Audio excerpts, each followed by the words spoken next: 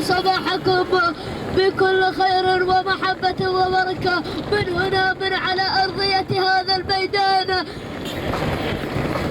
ميدان نجران لسباقات الهجن العربية الأصيلة. نسير وياكم مع الصدارة ومع المركز الأول مع نجوم صالح بن محمد آل دبيش، نقله إلى المركز الثاني.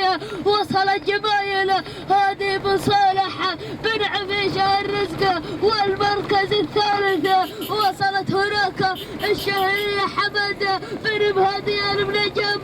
لكن أعود إلى نجوم صالح بن محمد بن مصلح آل دبيش مع الصدارة، وجمايل مع المركز الثاني لسيد هادي بن صالح بن عفيشة الرزق.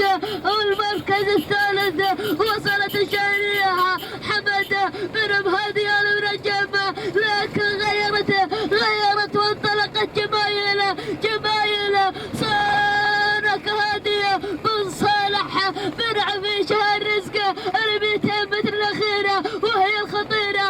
الله الله الله الله، والعصا قاس والعصا في الابطال. روح يا ابو هادي روح، صاحب العوايد وصاحب الانجازات ما يخلي عوايدها. لكن وصلت اللي تقدمت